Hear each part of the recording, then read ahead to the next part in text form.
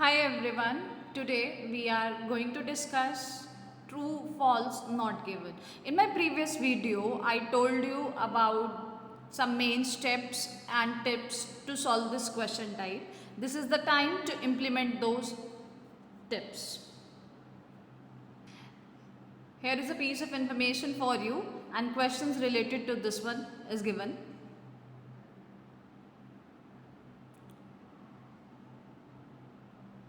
Just have a look at the information.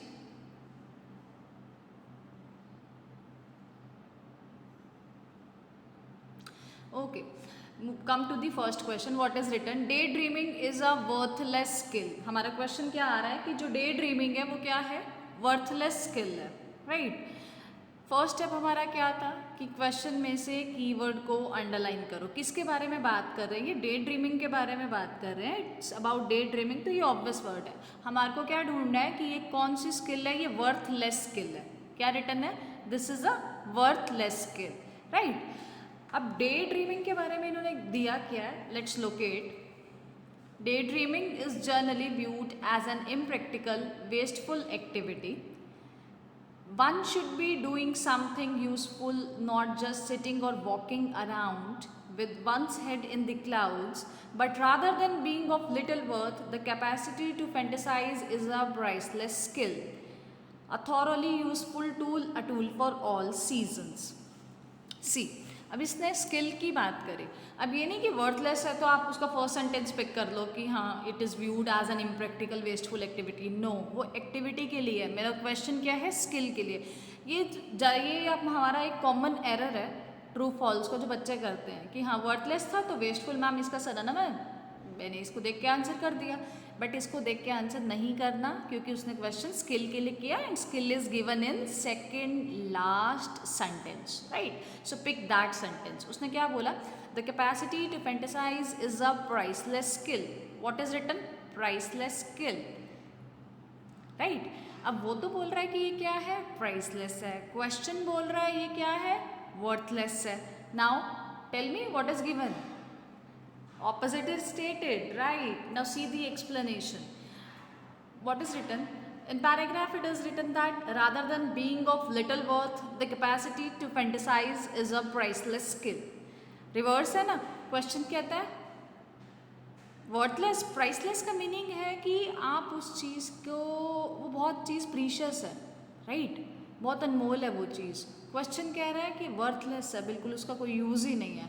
If opposite is stated, answer will be false in that case, and here opposite is stated, that's why answer is false. Move on to the next question. What is written?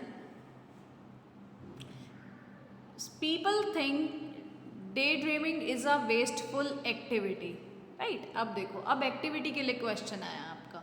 कौन सी activity है ये? Wasteful. अब locate करो. Keyword highlight कर लिया हमने, wasteful activity. अब इसको पैसेज में लोकेट करो. सेकंड स्टेप अपना यही है. इसको देखा हमने, कहाँ मिला ये? फर्स्ट, राइट, फर्स्ट सेंटेंस में मिला आपको. Day dreaming is generally viewed as an impractical wasteful activity. So what should be the answer now? In paragraph it is written that it's a wasteful activity. If same meaning is there, answer will be true in that case. So second is true. Move on to the third question.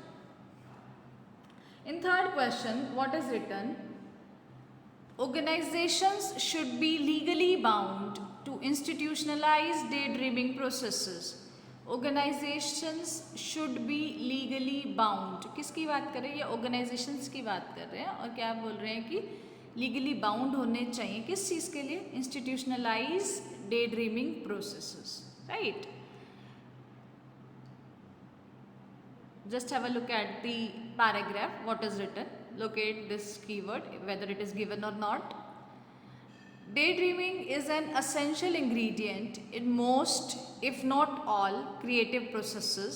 In the pursuit of innovation and development, many organizations have been trying over recent years to capture the daydreaming process by formalizing and institutionalizing the process of creative seminars.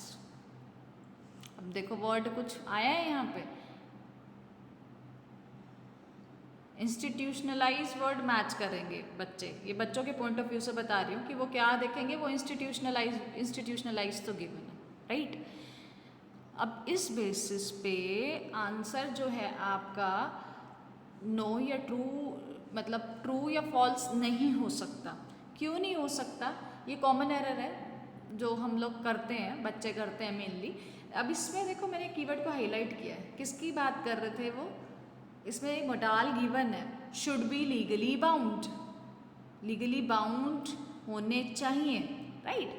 Paragraph का जो exact sentence है ना, वो क्या जा रहा है कि it is written that many organizations have been trying over recent years to capture the daydreaming process by formalizing and institutionalizing the process in creative seminars.